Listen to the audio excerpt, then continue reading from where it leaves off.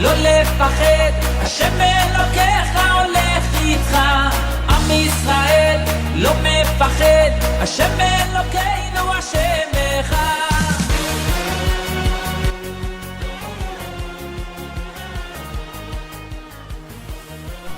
Bonjour à toutes et à tous et bienvenue dans votre émission du vendredi, l'univers de la Yeshiva. Nous sommes ce matin avec le Rav Raphaël Halimi sur lequel nous allons parler de cette grande paracha qui est celle de Yitro, dans laquelle nous allons recevoir les 10 commandements. Alors nos sages nous disent que le monde a été créé à travers 4 forces, puisque dans le tétragramme divin il y a 4 lettres, le Yud, puis le He, puis le Vav, puis le He, et la création tout entière a été constituée donc de 4 mondes différents. Ce que nous allons parler maintenant avec le Rav Raphaël Halimi. Il y a le monde de Hatzilut qui est complètement spirituel, le monde de Bria c'est le début de la création, Yetzira la formation, puis en fin de compte le monde de l'action. Alors ce chiffre 4 c'est un chiffre très grand.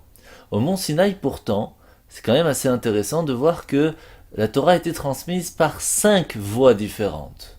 Alors quelle est la différence entre ce 4 et ce 5 et pourquoi spécialement sa force? Eh bien, écoutons tout cela avec le Rav Raphaël Halimi. Shalom Uvracha, bienvenue à tous. La paracha Yitro cette semaine, la paracha qui raconte le merveilleux récit du don de la Torah, ce merveilleux cadeau que Dieu fit au Bnei Israël, au Ham Israël, au peuple juif, afin qu'il devienne enfin le peuple élu et qu'il incorpore une âme divine, afin qu'à travers toutes les générations, ils puissent toujours suivre le chemin divin, la divinité, la profondeur qui se trouve dans chaque corps, chez chaque juif. Ce fameux Matan Torah, ce don de la Torah qui a eu lieu le 6 Sivan de l'année 2448 depuis la création du monde et qui bouleversa l'histoire et qui changea l'existence de cet univers. Nous le verrons pourquoi. Cette semaine, nous allons essayer de comprendre quels ont été les outils, entre guillemets, que Dieu utilisa afin de transmettre la Torah. De quelle manière il offrit cette sainte Torah au peuple juif. Et je vous invite donc à découvrir le passouk de la paracha de cette semaine qui se trouve dans le chapitre 19, verset 16 et verset 19. Le verset 16 dit la chose suivante. Vayehi bayom hashelishi. Et ce fut donc le 3e jour, depuis leur préparation vers le don de la Torah. Ve'eyot aboker. Au commencement du matin, au début de la journée. Vayehi kolot uvrakim, il y eut des tonnerres et des éclairs. Ve'anan kaved alahar, et une nuée lourde sur la montagne. Ve'kol shofar hazak meod, et le son du shofar était très fort. Vayecherad kol ha'am asher b'machane, et le peuple qui était dans le camp prit peur.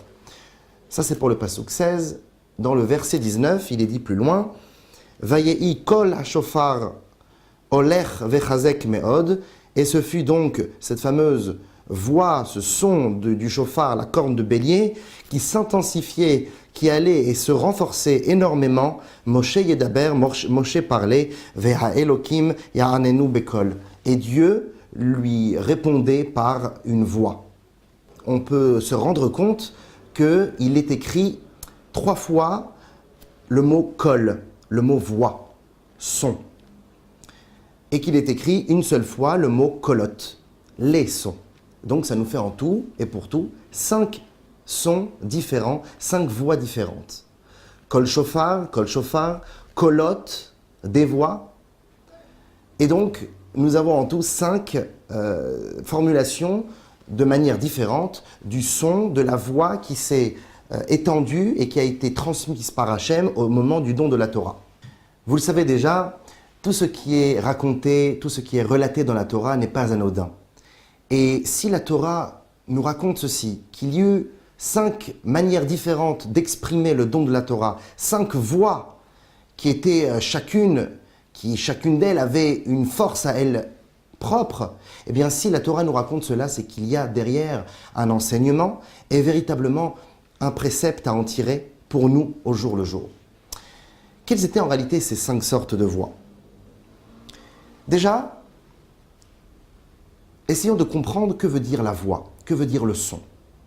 Le son, la voix, est une manière d'exprimer une pensée profonde qui est cachée de mon auditoire, de mon public, de la personne qui se trouve face à moi, et je veux lui transmettre je veux faire en sorte que cette pensée lui soit connue, et donc je la transforme en son donc sonore, en voix sonore, et ces ondes-là vont parcourir tout un processus avant d'arriver à son tympan et qui puisse traduire cette onde sonore en des mots, en une voix bien précise, un ton, un timbre, afin ensuite d'emmagasiner tout cela, de l'incorporer chez lui, et son conscient, son mental va disloquer le son de la voix qu'il a incorporée afin de découvrir le sens des paroles du maître qui est face à lui.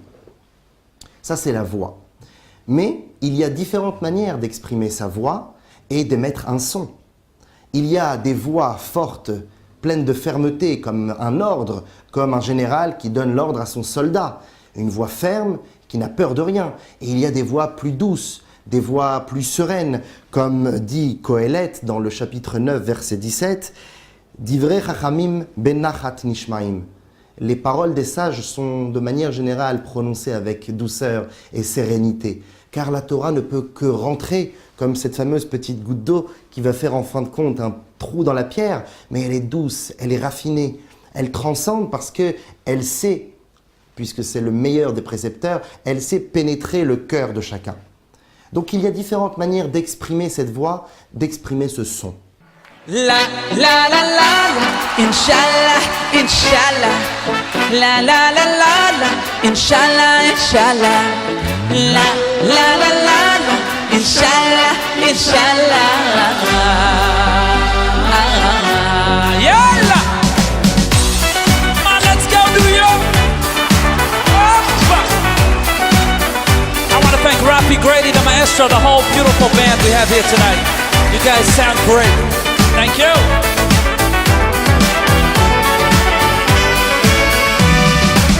גילה גילה רינה דיצה דיצה חדווה אהבה אהבה ושלום ורעות גילה גילה רינה דיצה דיצה חדווה אהבה אהבה ושלום ורעות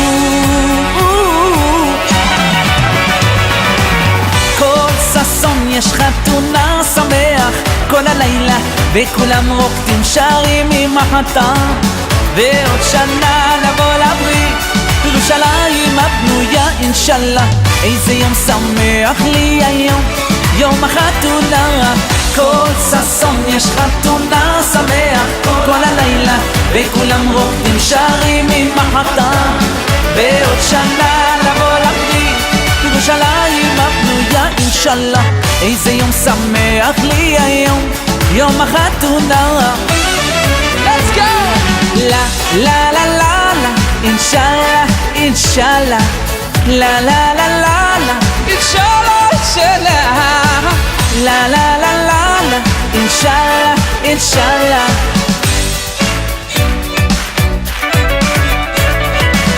גילה גילה רינה דיצה דיצה חדווה אהבה אהבה ושלום ורעות גילה גילה רינה דיצה דיצה חדווה אהבה אהבה ושלום ורעות כל ששון יש חתונה שמח כל הלילה וכולם רוקדים שרים ממחתה והשנה לבוא לברית ירושלים הבנויה אינשאללה איזה יום שמח לי היום יום החתונה כל ששון יש חתונה שמח כל הלילה וכולם רוקדים שרים ממחתה והשנה לבוא לברית ירושלים הבנויה אינשאללה איזה יום שמח לי היום יום החתונה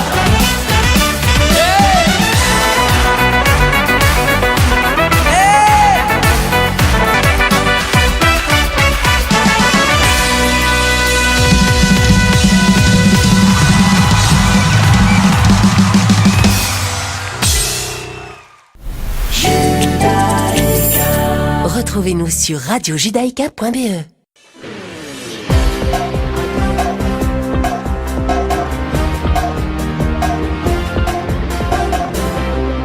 Nous revoilà sur Radio Judaïka, nous sommes toujours avec le Rav Raphaël Alimi, nous sommes en train de parler du don de la Torah, des 10 commandements que nous avons reçus ce Shabbat, Parashat Yitro, et des 5 forces que Dieu va utiliser en fin de compte pour nous donner la Torah.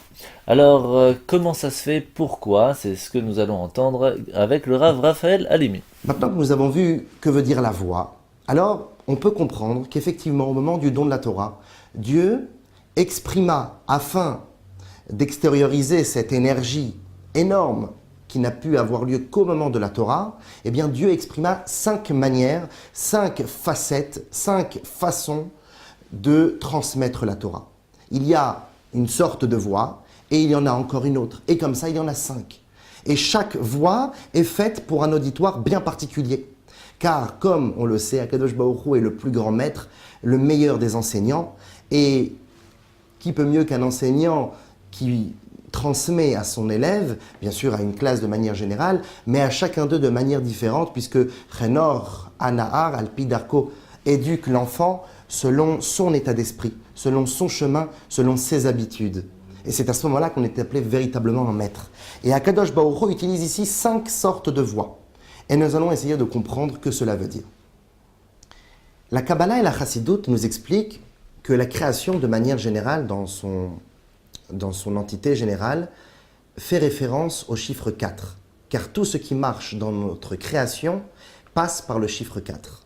Vous savez que Dieu créa le monde avec sa facette Elohim. Elohim qui est la même étymologie numérique que la nature, Hateva.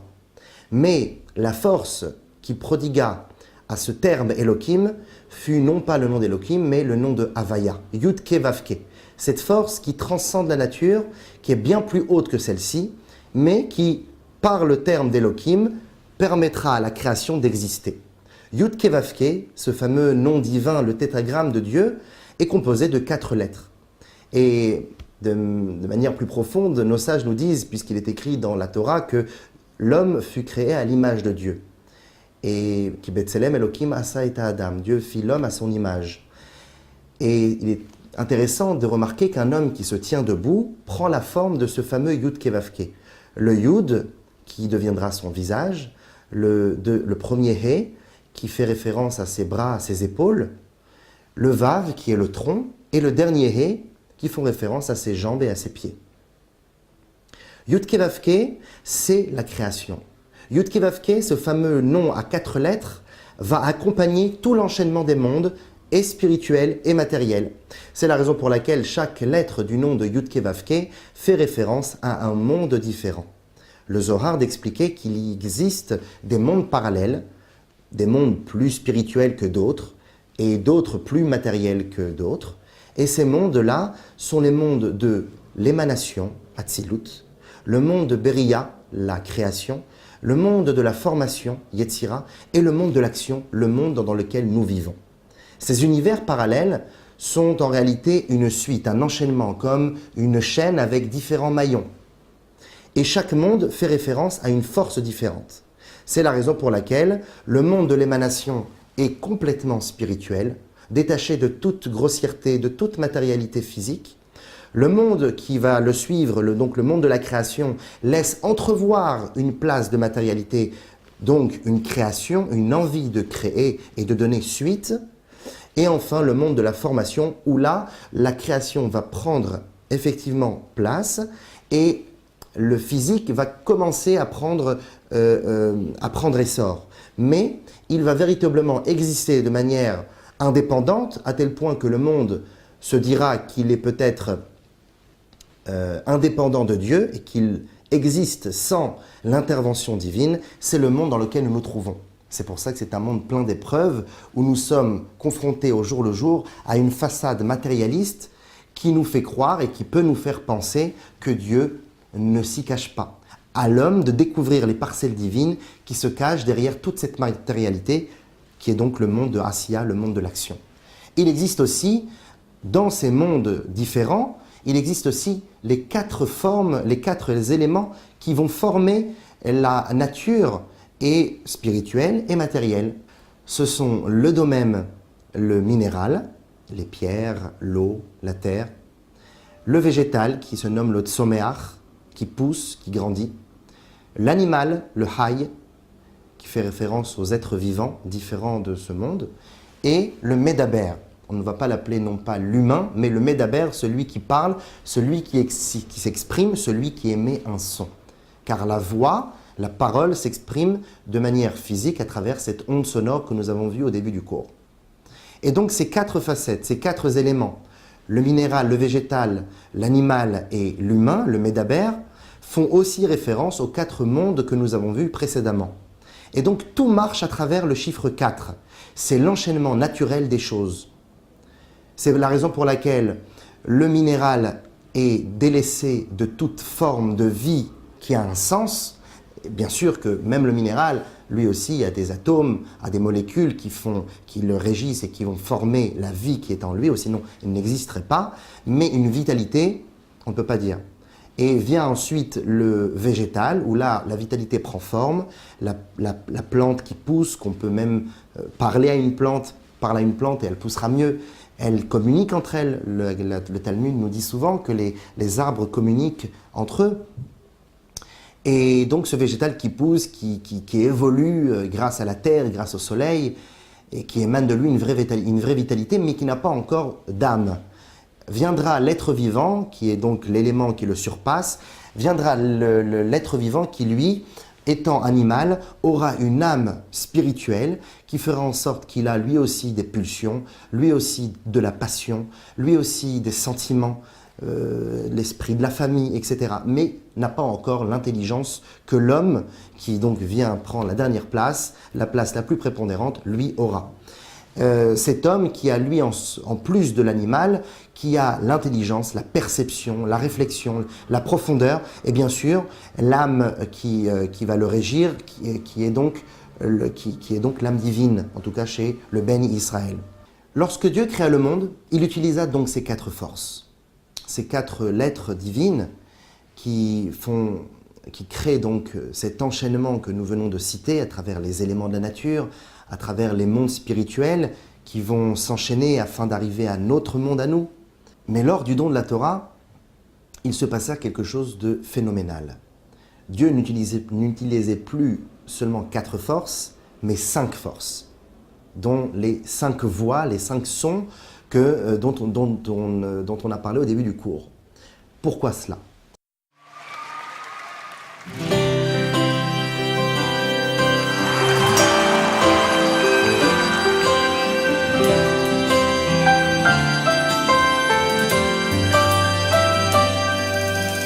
אין ישראל מגלים, לא מתוך הצער, ולא מתוך השעבוד, ולא מתוך הטלטול, ולא מתוך הטירוף, ולא מתוך הדחק, ולא מתוך שאין להם מזונות.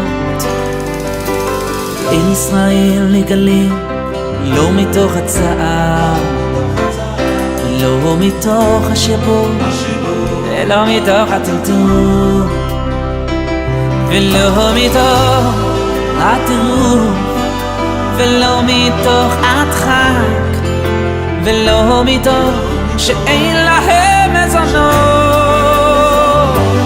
אלא מתוך 10 בני אדם שהם יושבים זה עם זה, וכל אחד מהם קורא לשונה עם חברו, וכולם נשמע 10 בני אדם שהם יושבים זה עם זה, וכל אחד מהם קורא לשונה עם חברו, וכולם נשמע. Come on everybody, let me hear you.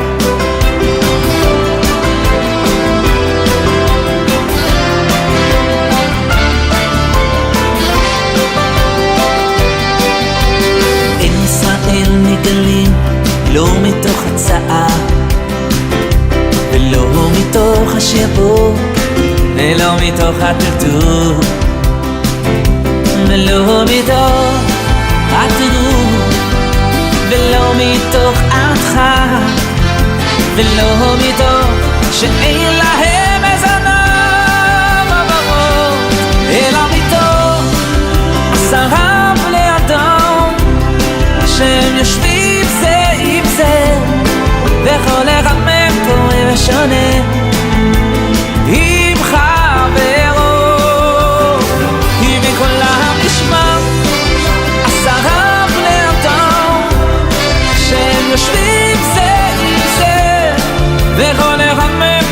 משנה עם חברו וקולם נשמע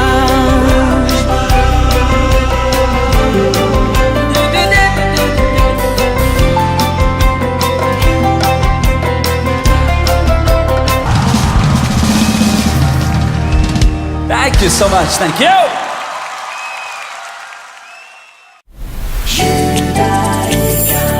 Retrouvez-nous sur radiojudaïka.be.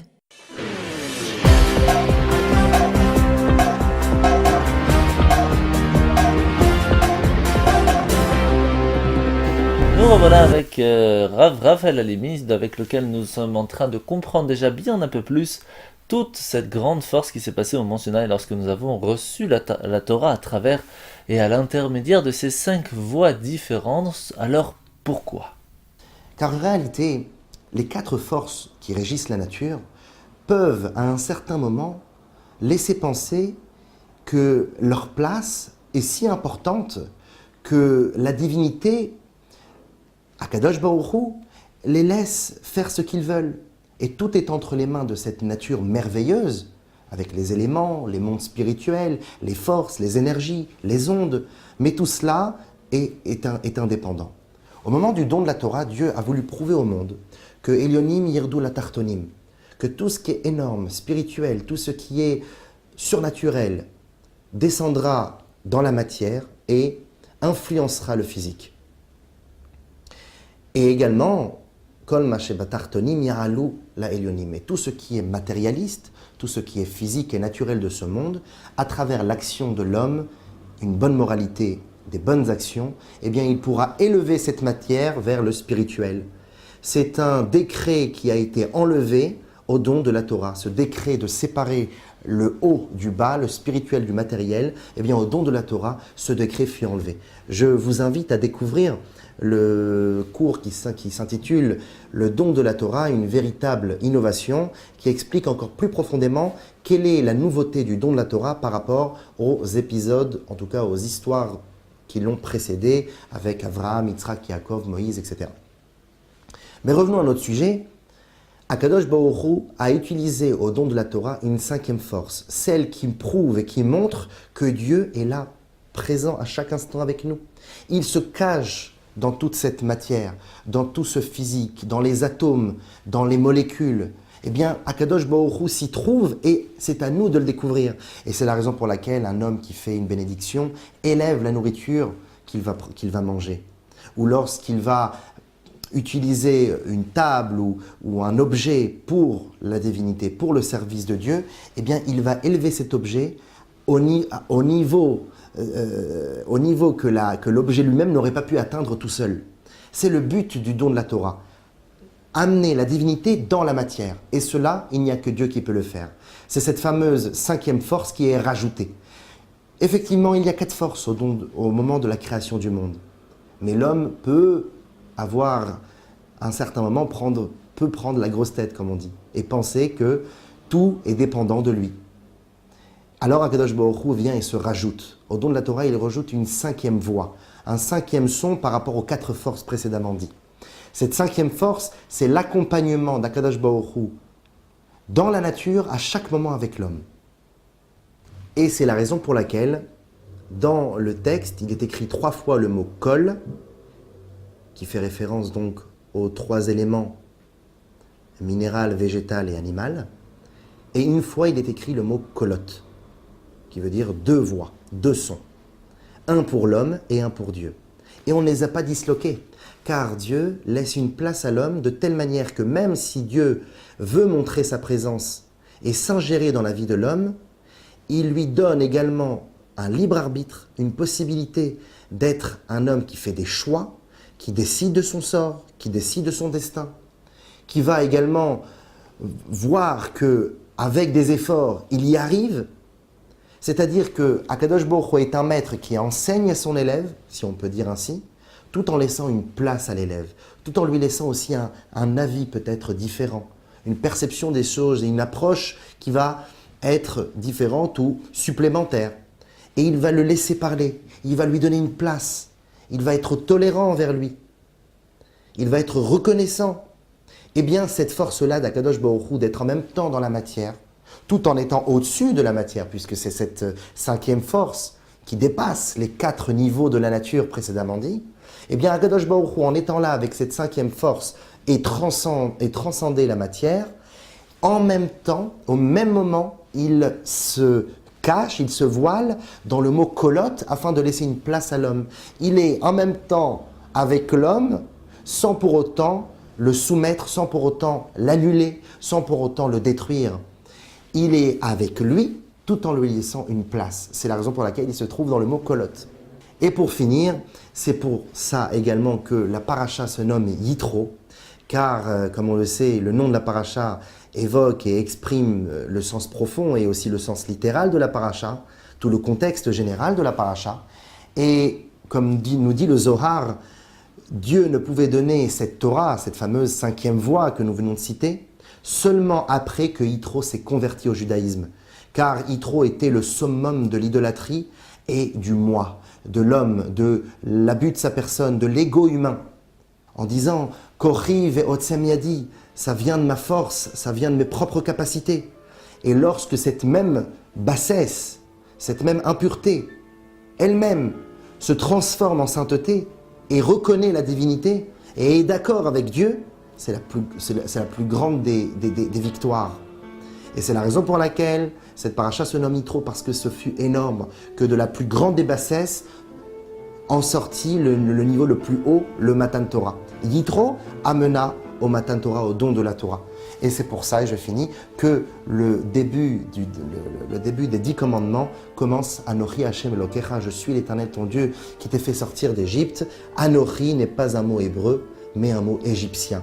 Pour nous dire que de la matérialité, à partir du 4, on arrive au 5. À partir de l'homme, à partir de son propre travail, de son propre effort, d'avoir brisé cette Égypte, eh bien, de cette propre force matérielle, on arrive à découvrir la 5e force, la 5e voie qui est donnée par Dieu au moment du don de la Torah. De l'Égypte, je te découvrirai à Kadosh Baruch Hu. De ma bassesse, je vais m'élever et découvrir Dieu dans la matérialité. Mi besari echeze Eloka. De par ma chair, je découvrirai la spiritualité qui est en moi. De par ma chair, sans l'annuler, sans la briser. On utilise toutes ses forces. À la semaine prochaine.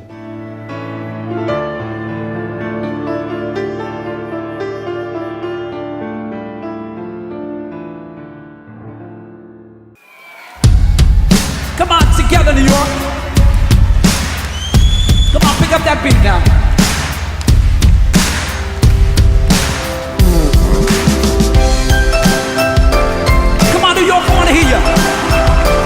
This song was written for my wife's organization for special children, that you could be anything you want to be. Come on, everybody!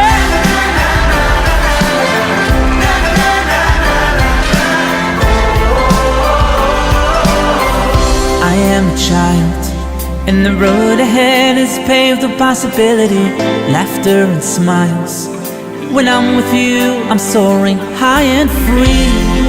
When you're in my world, I believe in me. I look into your eyes and see that I can be stronger, I can be braver, I can be anything, anything I wanna be, yeah, anything I wanna be. I have the power, I have the courage, I am a hero. Everything I need is inside of me, is inside of me.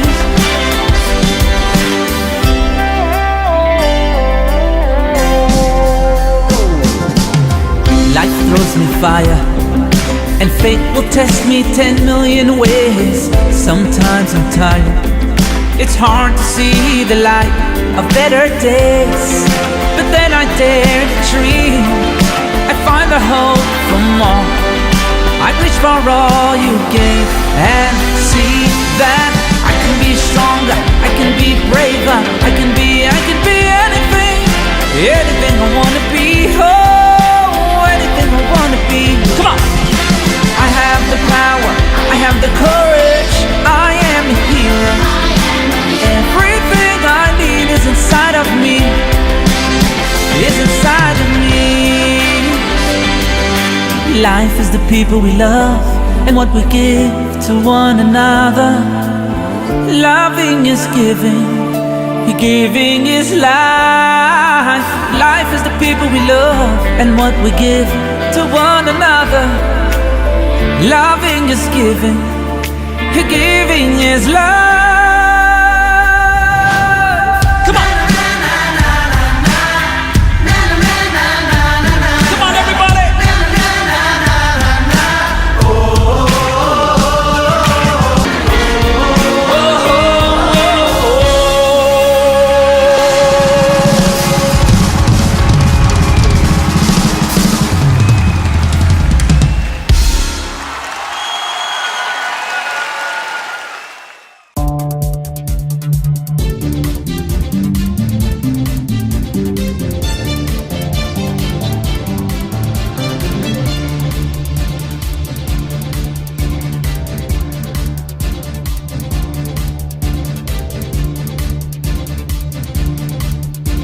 Nous revoilà sur Radio Judaïka. Nous allons parler aujourd'hui d'une date très très importante qui sera cette semaine, ce mercredi le 22 Shevat, qui a été le mercredi 10 février en 1988, c'était le 22 Shevat 5748, celle qui a été l'épouse du rabbi pendant 59 ans, la rabbinite Chaim-Ushka Schneerson, est partie de ce monde des suites d'une courte maladie.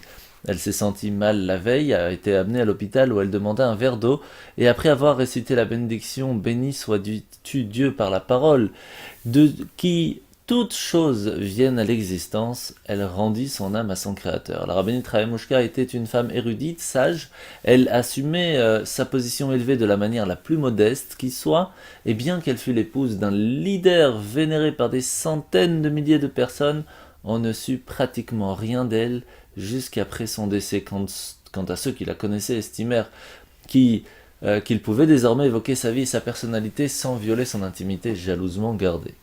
Dans un adieu digne d'une reine, un cortège de 15 000 personnes dirigé par une escorte officielle de la police l'accompagna au cimetière Chabad dans le Queens à New York. Là, elle fut inhumée près de son père, le rabbi précédent, Rabbi Yosef Yitzhak Schneerson. Le jour même de son enterrement, le rabbi créa un fonds de charité en son nom qui continue jusqu'à ce jour à soutenir diverses œuvres sociales, éducatives au bénéfice des femmes. Dans les jours et les mois qui suivirent son décès, le rabbi parla souvent sur le thème « Et le vivant prendra à cœur ». Comme le décès d'une personne proche doit inciter une personne à entreprendre des actions positives sous la forme d'enseignements tirés de la vie du défunt, des actes entrepris pour perpétuer sa mémoire. L'enfance, le mariage, le travail, la religion, la maladie, toutes ces choses dont on pense connaître parfaitement la signification, en fait, sont arrivées sous un jour nouveau grâce aux enseignements du rabbi. Il en est de même pour les concepts de la mort et du deuil. Le rabbi nous a fait par exemple remarquer que dans la Torah, il est prescrit différentes périodes de deuil pour le décès d'un proche parent. Certaines pratiques de deuil doivent être observées le premier jour, d'autres pour les 3 premiers jours, d'autres pour les 7 premiers jours, d'autres que pour le premier mois et d'autres pour la première année. Et pourtant, c'est quand même un acte, un sentiment, c'est un acte. Qu'est-ce que c'est exactement? Comment alors a demandé le rabbi à une personne peut être commandé de faire un deuil ou encore de réduire l'intensité de son deuil lorsque une période de deuil s'achève? La mort, expliquait le rabbi, c'est un phénomène qui est en fait dévastateur pour notre conscience, que en soi aucun outil ordinaire de la vie ne pourrait nous permettre de l'affronter. La seule chose qui peut nous aider, c'est la soumission à la loi suprarationnelle de Dieu, qui elle seule peut nous donner les forces de contenir notre deuil et de ne pas le laisser submerger notre vie. Quant à la notion de mort elle-même, le rabbi voyait la mort non comme la fin de la vie, mais comme le début d'une nouvelle forme de vie, plus élevée, plus grande, car l'âme continue de vivre. Et lorsque l'âme est libérée des limites de la condition physique, elle peut exprimer sa spiritualité, sa pureté, sans être, en fin de compte, entravée par l'obscurité du cœur.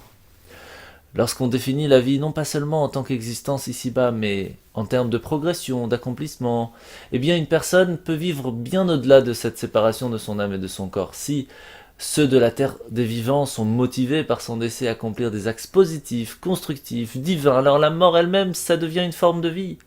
Et c'est ça le principe de base de la foi juive. La conviction que lorsque Mashiach, le Messie, va venir, ceux qui sont morts vont revenir à la vie de manière éternelle. La mort n'est qu'une pause temporaire, avant une nouvelle phase de vie, bien plus importante encore. Vous savez que le Talmud compare d'ailleurs la mort au sommeil, c'est ce qui implique en fin de compte que de la même façon que le sommeil c'est une descente dans le but d'une ascension, une période de préparation à un lendemain bien plus grand et bien plus intense.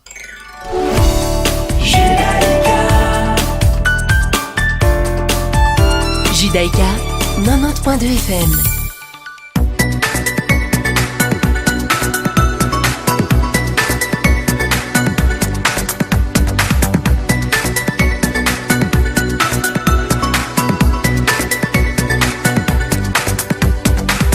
Nous voilà sur Radio Judaïka, nous sommes ensemble sur la parachate Yitro. Alors de quoi parle la parachate Yitro? Alors on en a parlé déjà ce matin avec le Rav Raphaël Halimi du don de la Torah, mais en soi la parachate nous parle aussi de Yitro, le beau-père de Moshe. Yitro a eu connaissance des grands miracles accomplis par Dieu pour les enfants d'Israël. Il va donc quitter Midian pour rejoindre le camp des Hébreux. Accompagné de l'épouse de Moshe Tzipora et de ses deux fils Gershon et Eliezer, Yitro va conseiller à son gendre d'établir une hiérarchie de magistrats, de juges qui vont l'assister dans sa tâche d'administrer le peuple et de lui rendre la justice. Tout seul, ce n'était pas évident pour lui. Et c'est pour cela que le peuple va en fin de compte camper face au mont Sinaï. Moshe va monter vers Dieu, va rapporter sa parole. Vous serez pour moi un royaume de prêtres, une nation sainte. Et le peuple va répondre, tout ce que l'Éternel a dit, nous le ferons. Naaseh Venishma, le 6e jour du 3e mois du mois de Sivan, donc 7 semaines pile après la sortie d'Égypte, le peuple d'Israël est tout entier rassemblé au pied du mont Sinaï, sur lequel Dieu va descendre au milieu du tonnerre, des éclairs, d'une lourde nouée, au son du chauffard, la corne de bélier. Dieu va appeler Moshe au sommet de la montagne, va proclamer les 10 commandements, croire en Dieu, rejeter l'idolâtrie, ne pas invoquer le nom de l'Éternel sur le mensonge, sanctifier le jour du Shabbat, honorer ses parents, honorer son père et sa mère, ne pas commettre d'homicide, ne pas commettre d'adultère, ne pas commettre de vol, ne pas porter de faux témoignages, ne pas convoiter ce qui appartient à son prochain. Et après tout cela, les Israélites s'écrient à Moshe que l'intensité de la révélation était quand même trop intense pour eux, et vont lui demander de recevoir la Torah par lui, puis de la transmettre. C'est ainsi que nous allons recevoir en fin de compte ce qu'on appelle Torah Tziva Lanu Moshe Morasha Keilat Yaakov. La Torah elle-même nous dit que la Torah nous a été en fin de compte transmise par Moshe, mais c'est déjà Hachem qui a fait passer les 10 premiers commandements au tout début. Alors comment ça s'est passé? Ça s'est passé d'abord qu'il nous a donné les 2 premiers commandements de sa voix elle-même, et c'est à ce moment-là que nous comprenons que tous les commandements positifs, les 248 mitzvot positifs sont en fait résumés dans le premier commandement, je suis Hachem ton Dieu qui t'a fait sortir d'Égypte, alors que le deuxième commandement, tu n'auras pas d'autre Dieu que moi, est tout à fait la source, la base des 300 mitzvot négatifs. Je vous laisse maintenant écouter et profiter véritablement de cette paracha avec ceci qui arrive tout de suite. Profitez-en.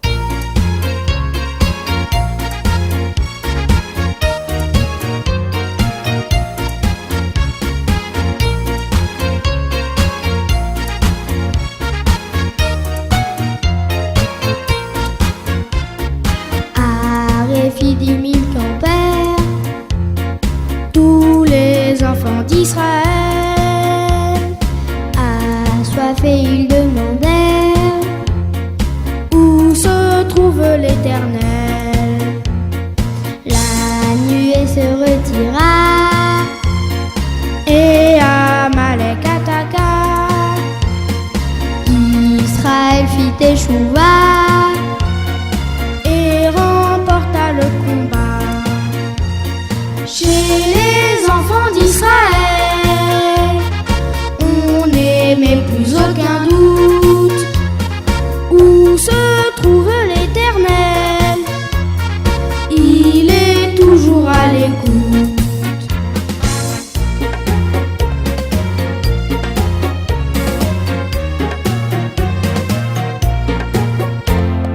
Le premier jour de Sivan, ils arrivèrent à Paran. Ils regardèrent Arsinaï, une colline de rocailles. Parmi toutes ses compagnes, c'est la petite montagne qui avait été choisie sa modestie. Chez les enfants d'Israël, on a compris l'essentiel. C'est grâce à l'humilité qu'on atteindra les sommets.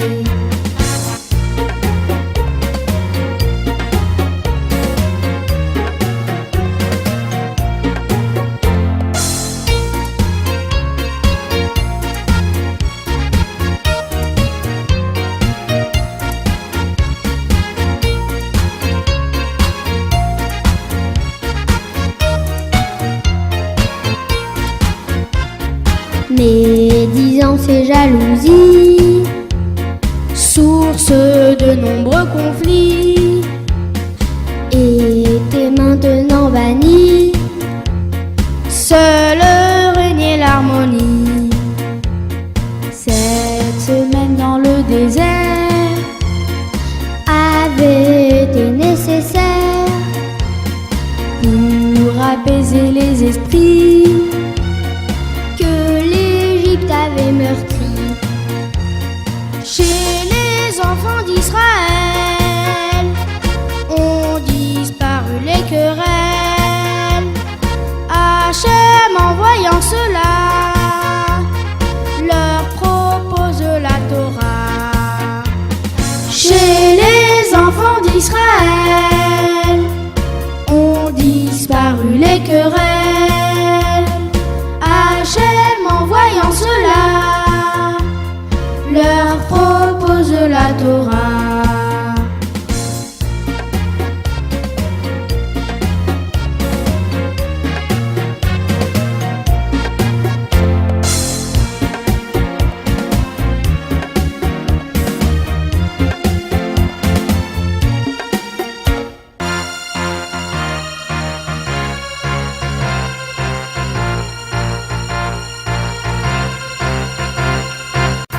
Générations se sont succédées depuis la naissance d'Adam Arishon. Aucune nation n'a été à même de recevoir la Torah. Par contre, le peuple d'Israël, issu d'Abraham, Yitzhak et Yaakov, possède toutes les qualités requises. Mais va-t-il accepter la Torah? L'univers guette sa réaction avec anxiété. S'il refuse, le monde entier disparaîtra, ayant perdu sa raison d'exister.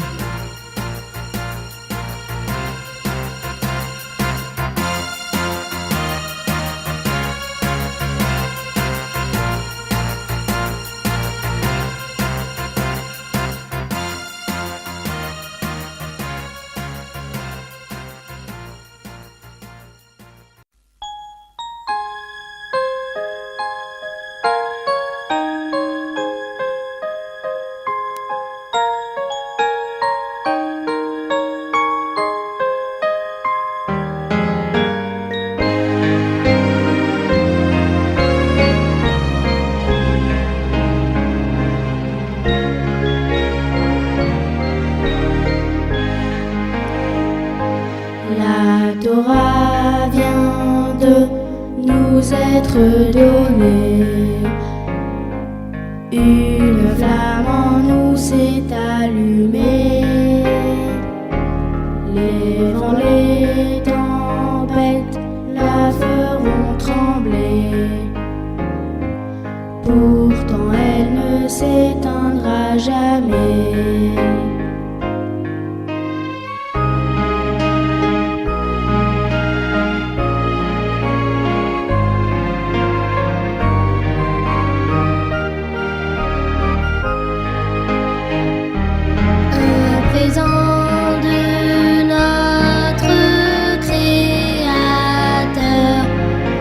Sera pour nous source de bonheur.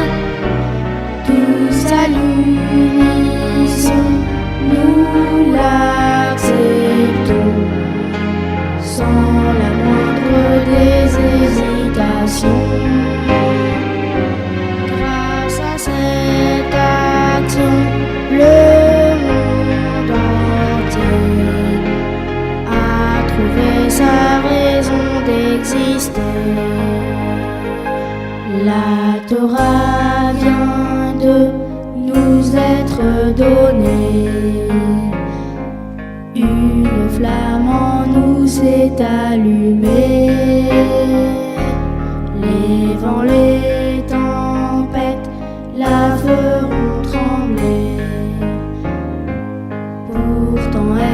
s'éteindra jamais.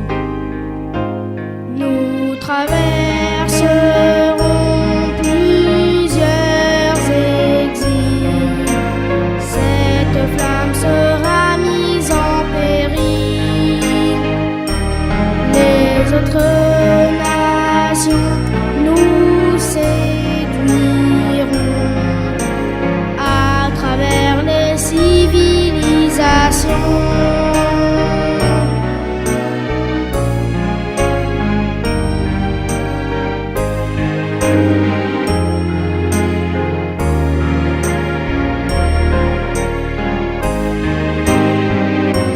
Mais une étincelle subsistera,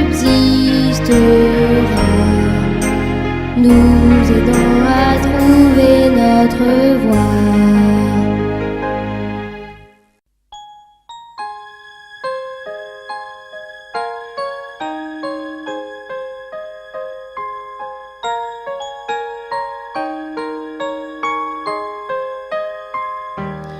Le 6 Sivan, les enfants d'Israël reçoivent la Torah.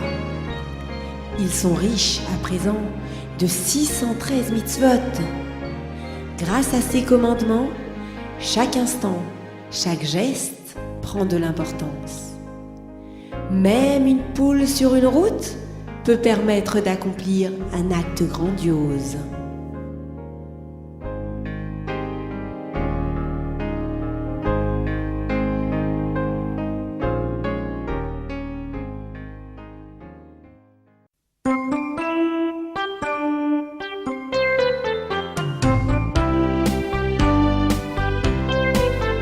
Sur ma route, sur mon chemin, je vois une poule égarée. Elle appartient au voisin. Il faudrait la ramener. Tout à coup, je suis pressée. Et oui, je suis désolée. Je ne veux pas m'embarrasser de cet oiseau qui caquette. Codette, codette, codette.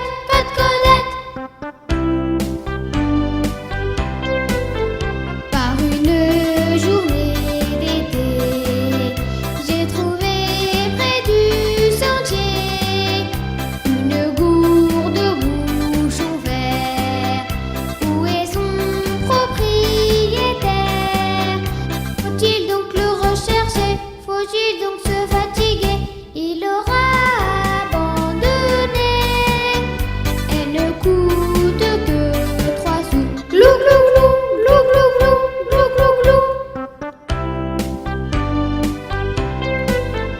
Ne passe pas ton chemin et prends donc les choses en main. Quelqu'un pleure cette perte. Fais part de ta découverte. Écris en gros sur le tableau, annonce bien oh allô allô. Venez me décrire l'objet, je vous le restituerai. S'il te plaît, s'il te plaît, s'il te plaît.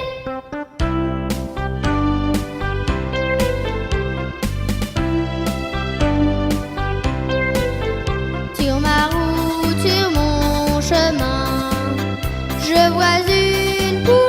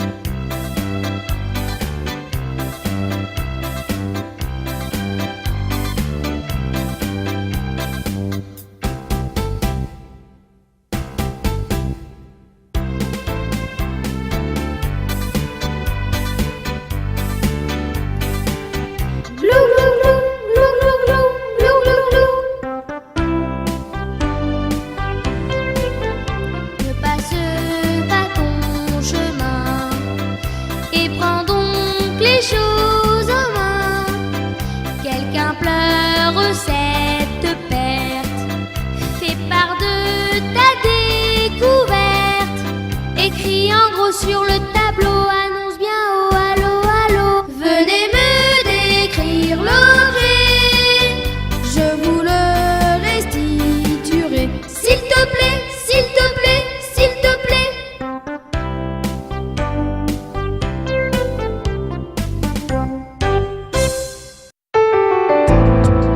Judaïka.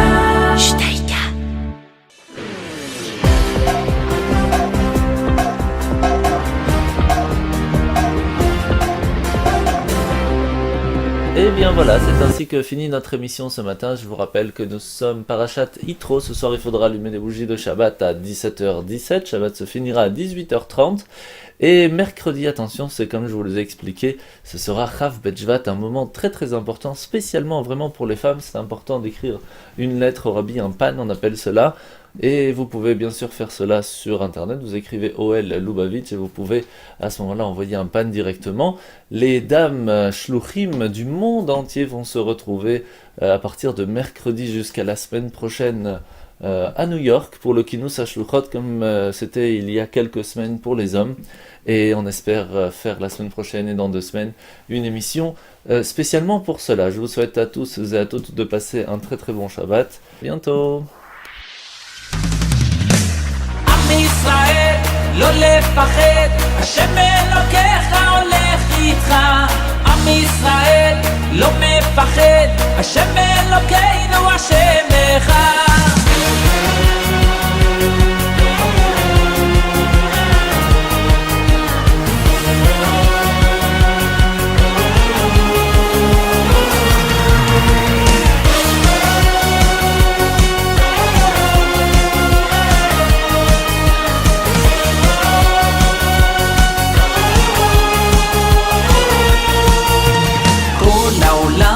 גשר צר, והעיקר לא לפחד כלל, ומלמעלה הוא שומר, צר ואויב לא יתקרב, אח לאח ויד ביד, ישראל זה עם אחד, ומלמעלה הוא עוזר, שומר שומר ישראל.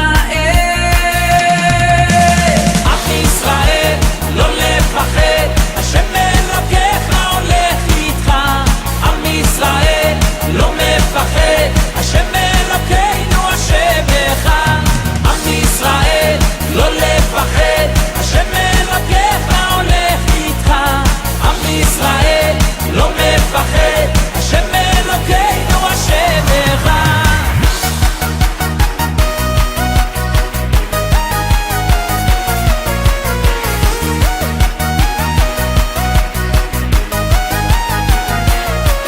כל העולם הוא גשר צר, והעיקר לא לפחד כלל, ומלמעלה הוא שומר, צר ואויב לא יתקרב, אח לאח ויד ביד, ישראל זה עם אחד, ומלמעלה הוא עוזר, שומר שומר ישראל. עם ישראל לא לפחד, השם אלוקיך הולך איתך. עם ישראל לא מפחד, השם אלוקינו השם אחד. עם ישראל לא לפחד, השם אלוקיך הולך איתך. עם ישראל לא מפחד, השם אלוקינו השם אחד.